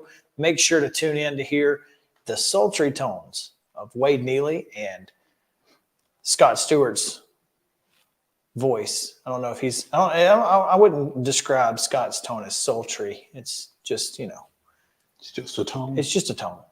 It's like a deal. Wade is the butter and Scott is the knife. He's like cuts right to the point. He ain't trying to paint a picture. He says, this is what happened. I like it. Scott gets you he gets you to the point. There you go. Wade likes to paint that radio picture, which is great. Mm-hmm. But sometimes you got to have that guy to get you back on track, and he's the guy. There you go. I can relate. I can appreciate that. No doubt. Yeah. We're going to head now to our next guest as we're talking a little bit about sports injuries, and there have been a lot of them in the early going of the National Football League season, particularly. Some more significant than others. Some more significant than others. J.K. Dobbins and Aaron Rodgers both going down with Achilles injuries over the weekend. And so we welcome Dr. Zach PHARR of Mid-Tennessee Bone and Joint. What's going on, man? Hey, guys. How y'all doing? Good afternoon. Doing well, Doc. We appreciate you taking some time with us. As we mentioned, Monday night, Jets lose their quarterback, and not just any quarterback, but future Hall of Famer Aaron Rodgers goes down with a torn Achilles tendon that was significant enough and I guess obvious enough that his coach actually acknowledged it at game's end rather than having to get evaluation from the medical staff and that kind of thing. But you know, coming out of that, Zach, there's been a lot of talk about the playing surfaces at NFL facilities and how much it contributes to injuries of this type. Now, obviously, you're not intimately familiar with what took place with Aaron Rodgers, but you may have seen it on TV. I don't know if you did. I don't know if you've had a chance to see it since. But typically speaking, generally speaking, are Achilles injuries surface related? Well, you know, this has kind of been a debate that's been going on between the NFL owners and the players with the NFLPA now for probably over a decade in terms of synthetic turf versus, you know, natural grass and injuries related to them. As far as Aaron's injury with an Achilles rupture, there's certainly not been any data that could say Achilles ruptures are more likely to happen with turf. However, you could you know, do some anecdotal thinking and convince yourself that it may play a part sometimes in a lot of injuries. With the Achilles rupture in particular with Aaron, though, you know, you can see that it's not necessarily what we worry about with non-contact injuries, where someone's just simply running and cutting, and they suffer a season-ending ACL injury or a bad foot and ankle injury. This was more of a happened to be in a bad position with a big heavy lineman pulling him down to where his ankle got what we call dorsiflexed, meaning it just got bent in the wrong way to an extreme to where that Achilles on the backside ends up rupturing from not being able to withstand the tensile strength that it's put on. And you could see it on the slow motion replay. You could see it vibrating after it happened. So that's typically one of those things where you see him, you evaluate him on the field. You certainly get an X-ray to make sure there's nothing going on in terms of breaks with the bones. But when you see him, he's not going to be able to push that gas pedal down, and he's going to have a palpable defect in that tendon to where it's clear that he ruptured it. Sometimes it can be a partial rupture, but this sounds like it was certainly a full thickness, obvious deal to where they could tell coach, hey, we got a problem. And he was already ready to say kind of what it was, like you said. Devastating injury. You know, you hate to see it in, you know, all of the hype around Aaron Rodgers and the Jets. I mean, the memes that have been coming out have been pretty sad and pretty endless in terms of all the hype the Jets fans had for their season with Aaron Rodgers. And it you know, it comes to a quick end. What was it, 4 plays in, I think, into the first quarter. And it's a bad injury. And, you know, Aaron being in his upper 30s, as far as Achilles tears, is kind of your classic age range. This is typically more of a recreational athlete, 30s, 40s, trying to do a little too much. We've seen it in a lot of athletes across all spectrums of professional sports, whether it be the NBA, where it's probably a touch more common, where, you know, you have your classic ones like Kevin Durant recently, Klay Thompson, Kobe Bryant, you know, was certainly a big one. And it's tough to know how all the factors play in. There's so many factors that play into these Achilles ruptures. And it's probably a combination of a lot of factors. that end up to where it happens. And it's tough to know where you could have stepped in and prevented something. You know, that the big talk has been that some of these have been related to a prior injury or a recent injury. And, when do they go back to play? Rodgers strained his calf, but it wasn't even this calf. Earlier in the preseason, I think it was the opposite calf, so it wasn't necessarily where he'd had an injury in an area related. It was his other injury. But at the same time, when you're recovering from an injury, regardless of where it is in your body, you are going through a period where you have a down intensity of your workload, where you're recovering. You're not doing as much, trying to get something better. And now when you're at elite level, like a NFL quarterback, now all of a sudden you're having to go 1,000%. And parts of your body at that age may not be ready to handle that load. Certainly, he probably was more of a, bad position, bad time, unfortunate accident. But there's certainly some things that can play a part in leading to these injuries. Zach, you're infinitely more qualified to address any of this than either Chris or I, or Chris and I combined. But it feels like we're seeing more of these type of injuries. I mean, you mentioned Durant, you mentioned Klay Thompson, J.K. Dobbins of the Ravens, Andrew McCutchen, Andrew McCutchen of the Pirates. We go back to Michael Soroka of the Braves, who ruptured his twice. And I don't know if there are more of them, or if we're more aware of them, or what the situation is. But can you overstrengthen leg muscles maybe and put too much stress on the Achilles? Is that a possibility? It's not out of the realm to be thinking that way, Mo. The human body can only handle so much. I mean, we see tendon ruptures in all areas of the body, whether it be a power lifter, an Olympic lifter trying to max out 1,000 pounds on bench press and eventually, ruptures his pec tendon or an Achilles. So there's certainly an endpoint for each individual to how much their body can take in terms of workload. But there's so many factors that play into it. What medicines are they taking? Have they had a recent injury? How's their health? What age are they? What's their footwear? How do their cleats interact with the turf that they're cutting and running on? What is that turf composed of? And that's been the biggest thing with the NFLPA in recent years, is because there is some data out there that leans towards showing that there's maybe some more injuries with turf as compared to grass. But the NFL owners, on the flip side, in 2021 is where they point to, where most of the data pointed to where the injuries were fairly equivalent between grass and turf. And there's a lot of money that goes into this billion-dollar industry. The NFL owners are having to juggle concerts at their venues. They're having to juggle all these things.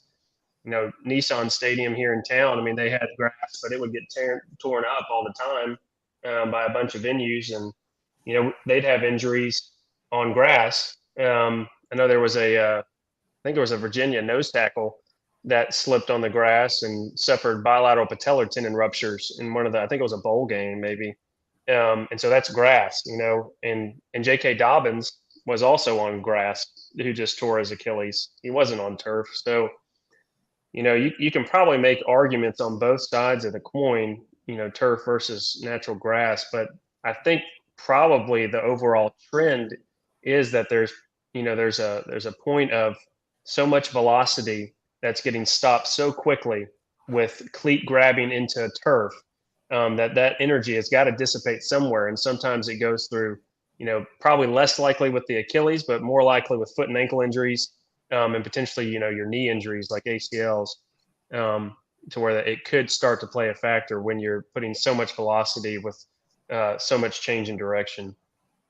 And there's nothing you can do really to build up ligaments and tendons like you can muscle. Is that right? Not nearly to the degree like you can the rest of your body. And obviously there's there's a lot of different things that play into it, the health of your body, nutrition, flexibility. But yeah, as far as, really getting ligaments themselves strengthened, they're a totally different collagen than your muscle tendon groups, and not something that you can really go work on in the weight room so much. I'm curious, again, you mentioned his age. How long does it take to come back from an Achilles injury like this, typically for an athlete? And, somebody that age, would you expect them to be able to come back at full strength? It's certainly going to be tough for Aaron Rodgers. The recovery typically for an Achilles rupture is going to be around 6 to 12 months. Most of the elite athletes is kind of a 9 to 12 month thing. And as you're older, he's going to be motivated, no doubt. And he's going to want to be back. He's a Hall of Fame quarterback for a reason. He's going to have the drive. It's just going to be whether or not, his body can come back fully. Now, at the quarterback position, how he plays it, he's been dealing with less and less ability to be mobile over the past several years. And so he started to adjust his game a little bit. He's not running around like he did when he was 25. So I think that he can still be, a high grade quarterback in the league. But it's going to be a little bit more of an uphill battle than if it happened when he was, say 25. Yeah. You mentioned he's going to be motivated, Zach, and we're speaking with Dr. Zach PHARR of Mid-Tennessee Bone and Joint here on Main Street Sports Today, presented by Mid-Tennessee Bone and Joint. But you mentioned that he's going to be motivated. You also mentioned he's a Hall of Fame quarterback, and he's going to be a Hall of Fame quarterback if he doesn't play another down. Other than not wanting to go out like that, what is the motivation for coming back?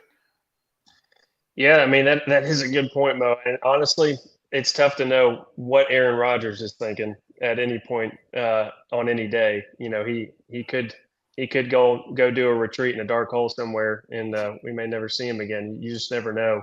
But I would think that he would want to get back. He just had so many fans, so many people, particularly with that Jets organization, excited to have him play for them, and then I think that he feels a lot of disappointment himself, probably, and a lot of disappointment with the fan base. But who knows? I mean, nobody would fault him whatsoever for getting healthy and deciding to go a different way with his life, with his career, and retiring. And so we'll just have to see how that plays out. Is the rehab for that different for somebody who's just going to kind of walk around the streets as opposed to getting back to playing quarterback in the National Football League at a high level? It's the rehab's fairly similar, but obviously things change on the back end as you get more recovered and how much you're wanting to do. Certainly somebody in their 40s or 50s that plays pickleball and had an Achilles rupture, which is becoming more and more common. Again, we're talking about people that have not been used to a certain load, and now they're doing quick cutting, pivoting on hard surfaces. And so, again, there's a lot of factors that play into these kind of injuries. Note to self. Yeah. No pickleball. Get that out of here. Yeah, we're not even get that out of here. We're not even going to just throw that up there anymore. It's done. Because I don't even think about what it looks like or feels like. No, thank you. Yeah. Certainly don't want to deter anybody from playing pickleball, but you got to make sure that you're staying flexible. You're being cognizant that you're not going from 0 to 100. You need to build up your cutting and pivoting and strength. And but as far as regular people like us, not in the NFL, the rehab tends to be able to do most of the things you want to do maybe a little bit quicker. All right, that's kind of interesting, because I'm curious as we've seen some of these now. Michael Soroka was 24, 25. Mm-hmm. I mean, is this more likely to occur in someone who's been doing it for longer? Or, is anybody susceptible to this type of injury? Yeah, certainly anybody's susceptible to it. It's just typically in terms of your bell curve, we see it more in our 30s and 40s. But Gotcha. you'll have teenagers that'll certainly have the same injury on our high school fields around here. So Let's hope not. it's yeah, hope not either. But it's not out of the possibility for any age group. But it tends to, that bell curve tends to involve a little bit older athletes. Gotcha. All right, Zach PHARR of Mid-Tennessee Bone and Joint joining us here on Main Street Sports today. Before we let Zach PHARR go, we got to ask him. Uh-oh. You're going to make him say it. What's next for your Tide, Zach? What's next for the Tide? Phew.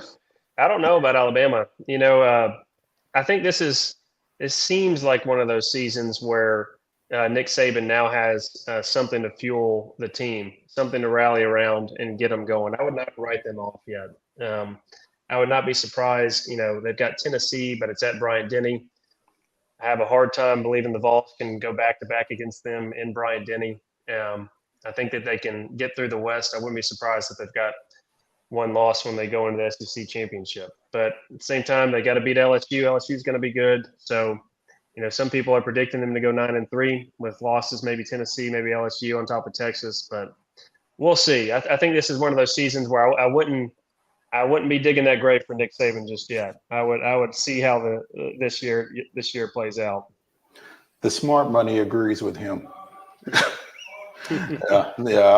I'm kind of hesitant to shovel any dirt on Saban's face at this point. So yeah. Well, until he changes his quarterback situation, he's going 9-3. That's where I'm at. But hey, if he decides to make a change, then I'll make a change more than likely.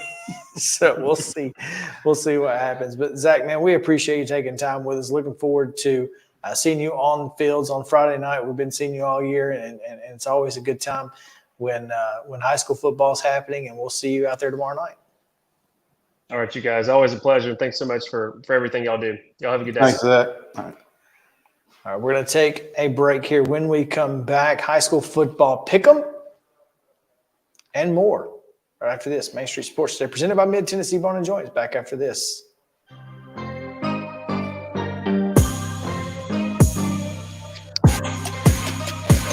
Mid-Tennessee Bone and Joint treats your orthopedic injuries and existing conditions. Our trained physicians will get you back in the game faster. Contact us at 931-381-2663 or www.mtbj.net.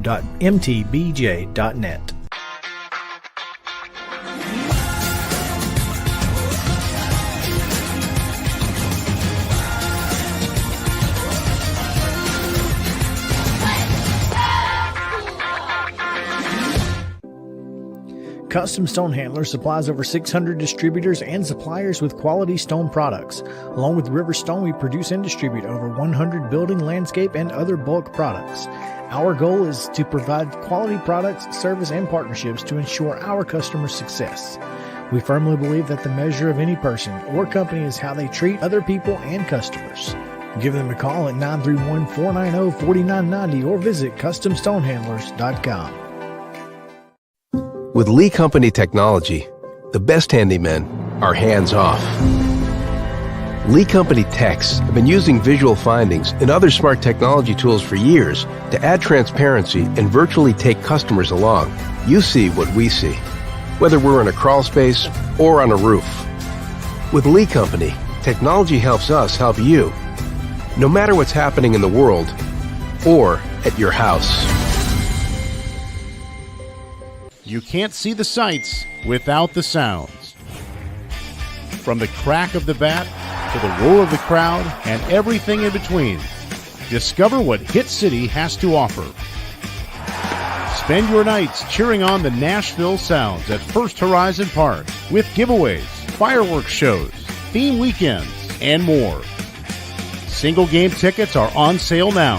Visit NashvilleSounds.com to claim your seat today. Piggly Wiggly, located in Neely's Mill Shopping Center, is Columbia's locally owned and operated Cost Plus 10 grocery store dedicated to serving the community with low prices and smiling faces. Piggly Wiggly offers fresh, hand-cut meats daily, as well as daily hot plate lunches from their deli counter. You're certain to see smiling faces and a helping hand when you're here at Piggly Wiggly.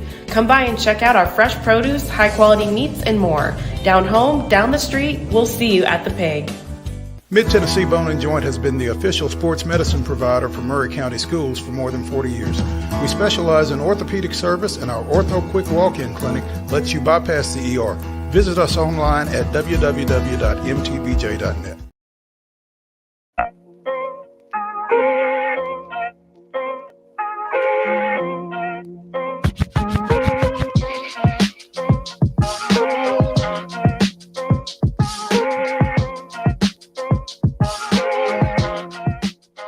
Welcome back in Main Street Sports today, presented by Mid-Tennessee Bone and Joint.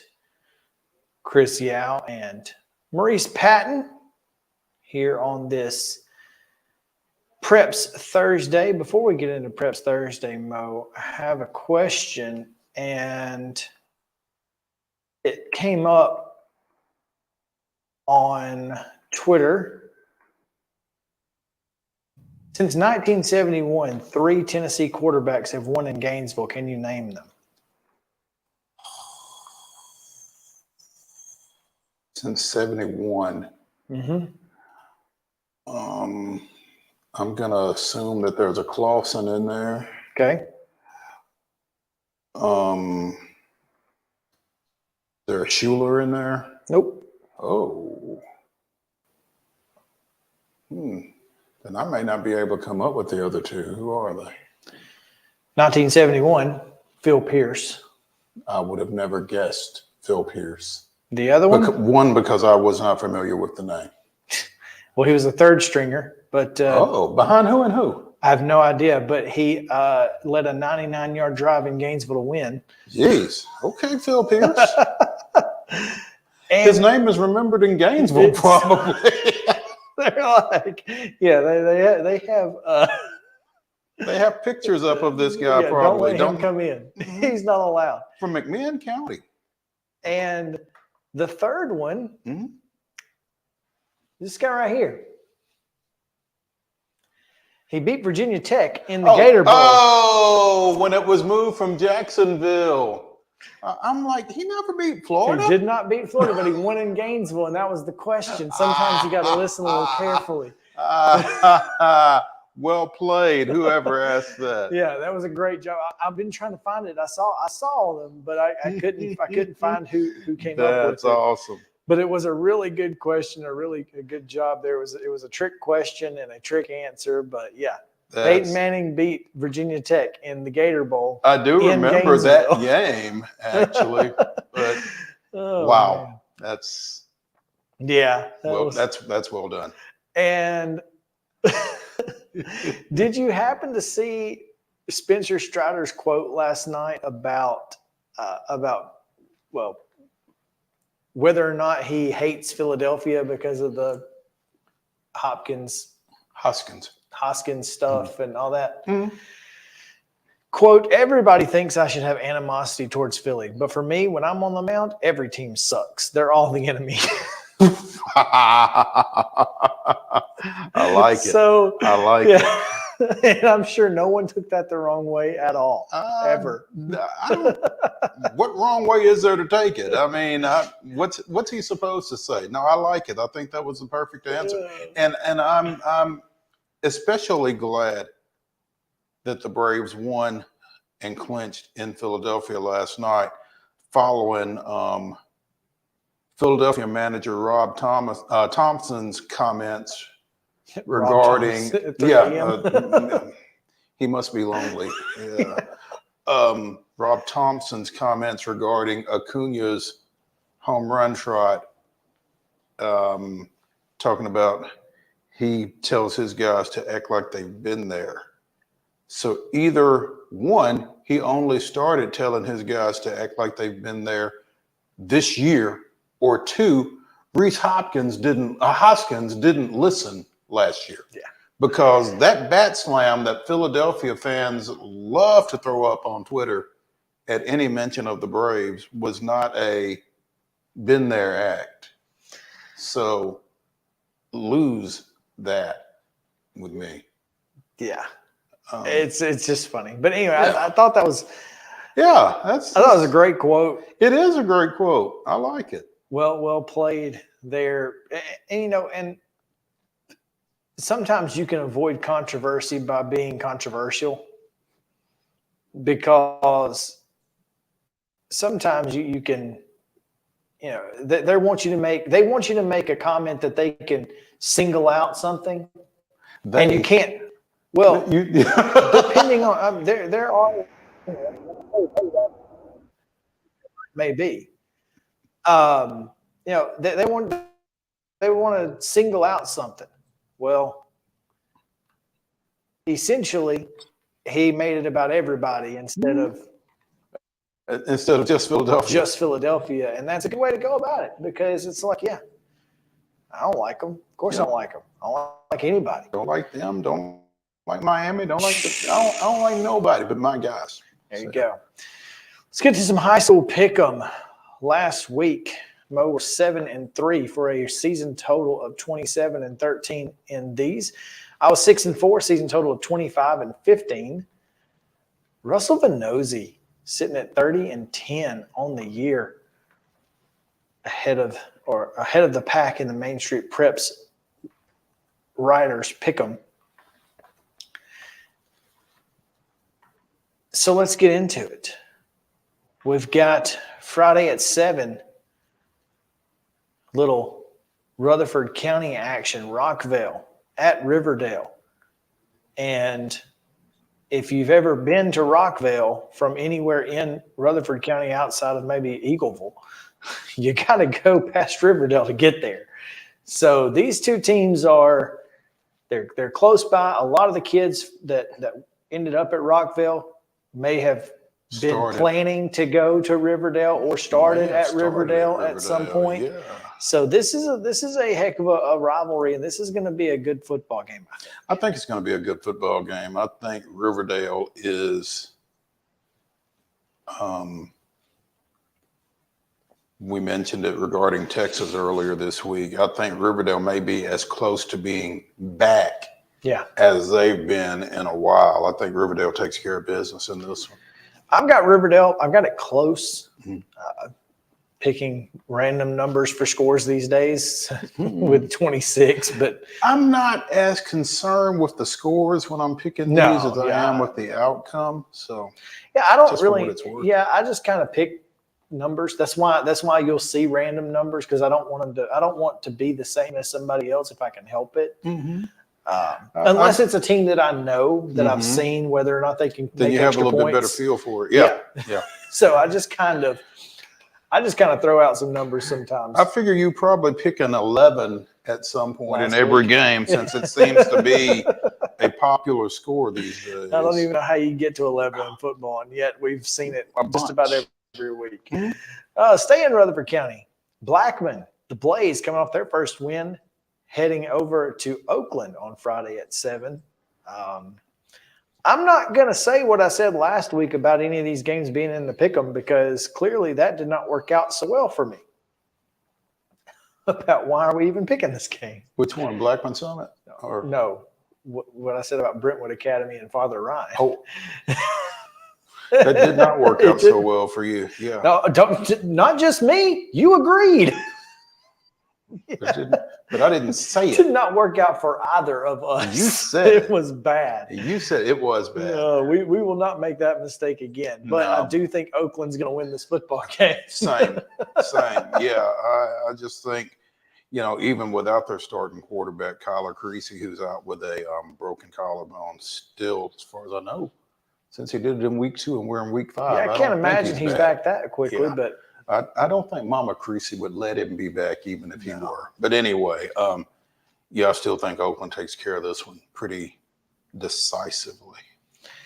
Well, we mentioned Blackman coming off a win over Summit 2 weeks ago. Green Hill got a win over Summit, and they play at Lebanon this week. We're just going on the Summit revenge tour here. Green Hill taking on Justin Kulik's Lebanon Blue Devils. That's right. Wonder who Justin's got in this game. Well, gotta go BDP. Oh, BDP. A little BDP thrown in there, a little Blue Devil pride. I'm going horns down again. I'm going with Green Hill in this one. I really like the way they looked in that game against Summit a couple of weeks ago. It's a pretty good ball club. I think this is one of those games where it kind of like Springfield Station Camp last week, I said was a toss-up. I thought Blackman Summit was a toss-up. I think this is probably a toss-up too, but I'm going to go Lebanon at home. I've got the Blue Devils. Siegel at Hendersonville. This is an interesting ball game. It is. It is. Hendersonville, aside from talk about decisive, a 43-6 loss to Brentwood a couple of weeks ago, has been playing some pretty good ball, and Siegel has been scoring in bunches. So I like the Stars close in this one, but Hendersonville is a tough place to play. They, as far as I know, are still running that wing tee and not the corrupted wing tee that morphs into a spread. No, they're running that old style, and it's kind of tough to get ready for in a week when you've not seen it. And I think that's one of the reasons they continue to run it. But again, I think this is probably a one-possession ball game when it finishes up, but I think Siegel gets out with the win. Yeah, it's hard to take a look at this because obviously we know how good Brentwood is, and that's the only blemish on Hendersonville's record. 43-6 loss. You go, my goodness, that just seems silly. But if Hendersonville is in fact running that wing tee, which we certainly assume they are, it's not something that it's really difficult for them to change their game plan into trying to come back from a 2 or 3 touchdown deficit. So then they start doing things that they don't normally have to do, and they're probably not as successful doing it, especially against a good football team. So again, the spread in that one doesn't make me think that, Hendersonville is just not very good, because they can put up points, 47 points against Gallatin, 54 in a shutout win over Clarksville Northeast, and shutout Hunters Lane 61-0. So I certainly think that they have the ability, but like you said, same thing goes for Siegel. That 55-43 win over Shelbyville after you saw Shelbyville last week certainly gives you, the thought that this is a really good Stars offense. Mm-hmm. They put up 64 against Laverne. So it's just, in Coffee County, great football team last year. They shut them out last week. So I think this is going to be a really good football game. Either way, I've got the Stars by touchdown. That's 4. I think that's 4. So one more. Father Ryan and Montgomery Bell Academy. And the Fighting Irish certainly made some of us eat our words last week. Actually, all 10 folks in Main Street Preps pick them. You know what? Picked I don't know. Brentwood Academy. I don't know if you have seen 615preps.com, but Chris Brooks and those guys do a fantastic job. And one of their features during the week is I'm sorry. Yeah. Where they apologize to someone that they have wronged with their picks the previous week. And I would imagine the Irish were the subject of at least one of their I'm sorries after that 56-21 win over Brentwood Academy last week, the first mercy rule loss for the Eagles in ever. And as you said, everybody picked Brentwood Academy last week. If you notice, everybody picked the Irish this week. Yeah, again, not going to make that mistake Fool twice. me once. Yeah, and look, unfortunately, NBA has struggled. Mm-hmm. They've not put up very many points at all. They literally 34 points total in 4 games. That's not what you expect from an NBA team, and this one could get ugly. Father Ryan puts up points in bunches. This is a team and not just against Brentwood Academy. No, everybody. Yeah. They don't care. They are putting up points. 50, 42, 56. I mean, they've not scored more points than in a single game than NBA has scored all year put together. So that's not very promising. That's not promising for the Big Red. So yeah. With that, I'm going to go with our friends, the Fighting Irish. I'm not sure if they're our friends. Oh, well, they are my friend, whether I'm their friend or not, or I'm their friend. You're their friend. Yeah, I'm their friend. They can call me anytime and ask me for a favor. Just feel free. You ain't even got to feed me the pizza. I'll help you move. No pizza necessary. It's on me this time. So, all right, let's take a break. When we come back, we'll pick 5 more games, including the game of the week. So stick around here on Main Street Sports Day, presented by Mid-Tennessee Bone and Joint.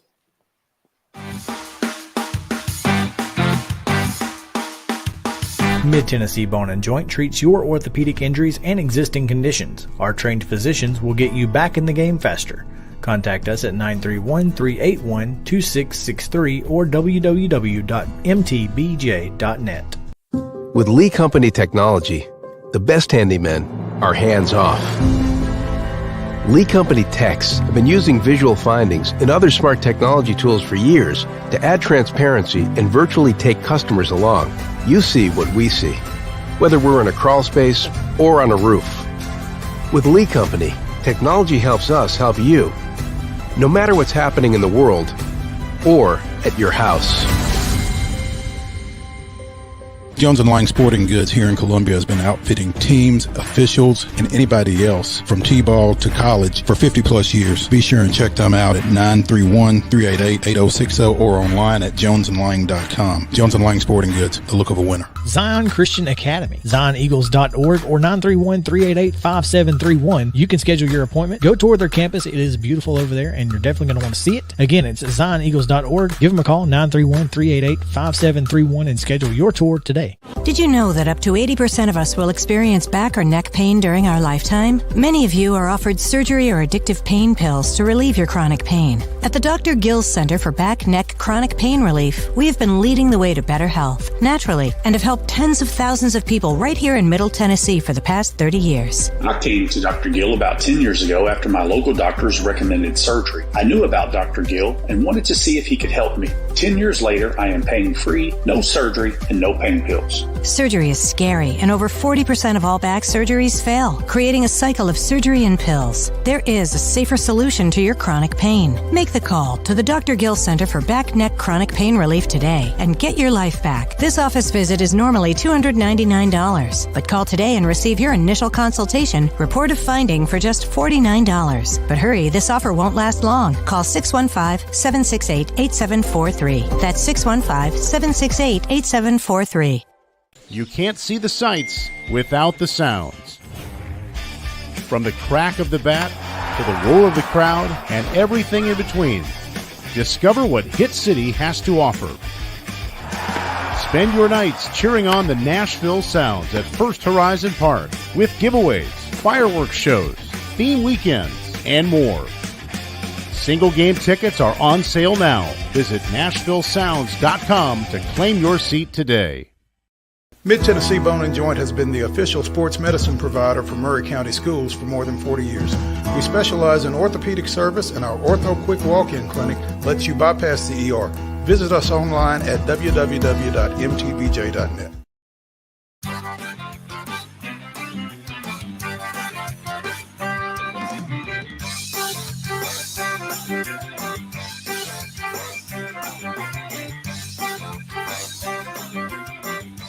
Welcome back in Main Street Sports Day, presented by Mid-Tennessee Bone and Joint. Mo, the Eagles and Vikings play tonight in the NFL, and I gotta mention this before we get back into our picks because I was going through my group text with my fantasy football friends, and I had seen that a post that I made last night as I was hearing some chatter on TikTok about Travis Kelce and Taylor Swift.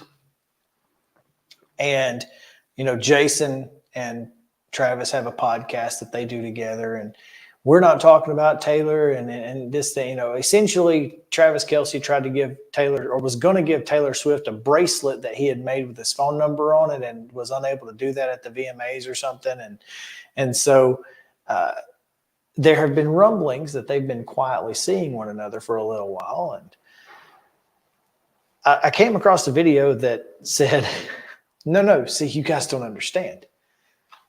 Taylor Swift, a Pennsylvania native, is just trying to sabotage the Chiefs for that the Eagles can win a Super Bowl.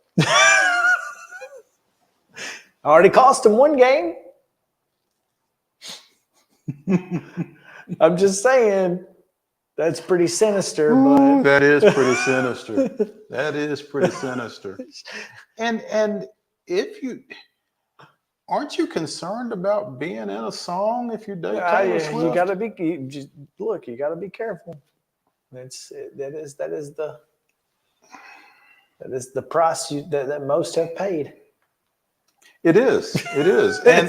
and it's not been complimentary. No Super Bowl, and I get trashed in a song. I don't know if this is going to work for me. Yeah. But the good thing is, when you get trashed in that song, there will be someone there to chronicle it. That's right. For a certain there may in fact local publication. So. There may be in fact, but yeah, I thought that was a great. When I saw the content creators say, no, there's something much more sinister at play here. Yeah. This is not about. But wait, there's more. Oh, yeah. So, hey, look, that's a subplot I wasn't ready for, but I'm here for.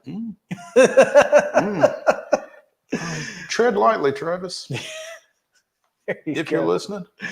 Back to high school football pick'em. Joe Burns at East Robertson, a little Roco action here. As opposed to Ruco. As opposed to Ruco, we got a little Roco action. I wonder if David Wilson will be at this one. It's a big one.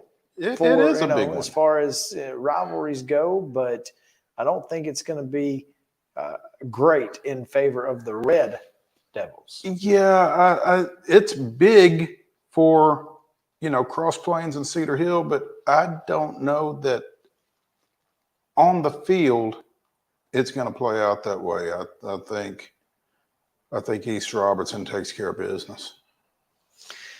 Mo, there must be something we're missing. There could very well be. But I guess I'm just missing it. If you're missing it, I'm missing it, and we're missing it. Yeah. Because I'm a dude, he's a dude, she's a dude, we're all dudes. And you just went full Keenan and Kel. Okay. Here it goes. Kirkwood at Dixon County. Welcome to Good Burger. Friday night at 7. And if the Cobras win, we're going to look like geniuses. And if they don't, it won't be the first time we've looked like something else. I mean, this is it is what it is. But Kirkwood at Dixon County, there are undefeated Kirkwood. I mean, is there some? Did their quarterback get hurt? Did their running back transfer to Lipscomb Academy? What? In what world? I follow Brady McAtamney on Twitter, but I've not seen anything that indicates anything out of the ordinary regarding Kirkwood. So Dixon County, who has defeated Creekwood and Clarksville Northeast, fell to Columbia Central 27-21 and to Gallatin 48-14. Meanwhile, Kirkwood, who sits at 4-0, has not fallen to anyone, including wins over Sycamore, Montgomery Central, Northwest, and Northeast. Now, so Dixon County is 2-2. Northeast, Kirkwood beat Northeast 49-29. Dixon County beat Northeast 37-6. So if you're into comparing scores, this may be where the difference is coming. But I just don't know. I can't quite wrap my head around what, how obvious it is to everyone else, but not to us. Obvious. Yeah. I don't know. But I've got the Cobras. I've got the Cobras, and I mean, we'll just see. Last week, Mo, I was the only person to pick Wilson Central in that game against whoever they played. Wilson Central played Green Hill and lost. But it was really close. Okay. And so I don't think it was as obvious as Main Street Preps folks clearly made it out to be. This week, same thing for me. Mm-hmm.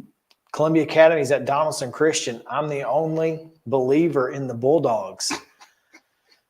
But I mean, if you want to frame it that way, then that's fine. If that makes you feel better to say you're the only believer in the Bulldogs, that's fine. I'm not a non-believer in the Bulldogs. I just feel like in the fourth quarter, I feel like Donaldson Christian at home at 3-1 is more likely to find a way to make a winning play than Columbia Academy. Now, if that makes me a non-believer, then yeah, I guess. I'm the only one who picked Columbia Academy in this game. You are. And the fact is, I feel like they showed a lot of heart in that Friendship Christian game. I feel like, obviously Friendship Christian is two-time defending state champion. No. That's Donaldson Christian. Friendship Christian. That's what I said. Yeah, I'm sorry. Yes, Friendship is the two-time. So they showed a lot of heart in that one. They got up big. Now, obviously, the two-time defending state champs took it, and did what they do in the second half. I feel like Columbia Academy's got some really good athletes, and they're going to throw the ball a little bit this week, and it's going to be tough for DCA to overcome Columbia Academy this week. I will tell you that of the 10 games that we picked this week, it's the one you feel least confident about. This is the one I feel least comfortable about. Yes. Independence at Beach, Friday at 7. And if you'll notice my pick here, I am not only predicting the score, but for this one to go into overtime. Hey, it's a pretty safe bet at this point when Independence is on the field. I tell you what, it's probably a safer bet that this goes overtime than that either of these teams wins. Yeah. This would be the prop bet if those were available in high schools. So I've got Beach winning this by a touchdown, and simply because they're at home. Okay, but here's the thing. What you're saying with this is Beach gets the ball first in overtime. That's actually what I think is either way. Independence struggles when the field gets shorter because of their open play ability, their open field ability is where they kind of make their money on offense. They really need some extra room. So unless they have a 15-yard penalty or something that pushes them back to the 25, I don't love their chances of scoring from the 10 in. So that's why I've got Beach winning, 30-23. My thought process was not nearly as complicated, but I've got Beach winning. Main Street Preps game of the week. We talked to Rock Batten earlier at Lipscomb Academy Friday night. Get there early as ENSWORTH comes a-calling. And, man, little surprised here to see a lot of Lipscomb Academy winners in the Main Street Preps pick them. But, Mo, I got the Tigers here, and I got it close. I've got it close as well. I think for all of the talent that Lipscomb has, I'm not sure where their confidence level is right at this moment. That's a key. I would agree with that. I mean, obviously, and especially if ENSWORTH is able to put up some points early. Oh, here we go again. I mean, but and again, second game with a new quarterback, a new starting quarterback. Yeah. I mean, there's a lot that goes into that. Now he does have he's at least started a game now. It feels a little bit more comfortable. But there's a lot of. But you've not worked. There's a lot you don't know about this guy. Even though he worked with you all summer with the ones probably before Deuce Knight came up from Mississippi. So I've got ENSWORTH. I'm going Tigers here. There you go. That's going to real quick. Go ahead. Before we get out of here, most intriguing game to me, Centennial and Springfield. This is a new matchup. I don't know that they've ever played before. Springfield's coming down to Cool Springs, taking on the Cougars. I'm intrigued by this ball game. That does sound like a one that I had not even kind of seen on my radar. But yeah, that's certainly after what Springfield did last week, was able to get the win, and what Centennial's done to this point. Centennial certainly had a great week last week. Yeah, I feel like I think that's going to be a game to keep an eye on tomorrow night. I would absolutely agree with that. Absolutely agree with that. Don't forget tonight, Main Street Media Radio. You can hear the action of CPA and BGA. Wade Neely and Scott Stewart. Come back tomorrow with us at 2 o'clock. We'll have college football and pro football and much, much more right here on Main Street Sports Day, presented by Mid-Tennessee Bone and Joint. We'll see you then.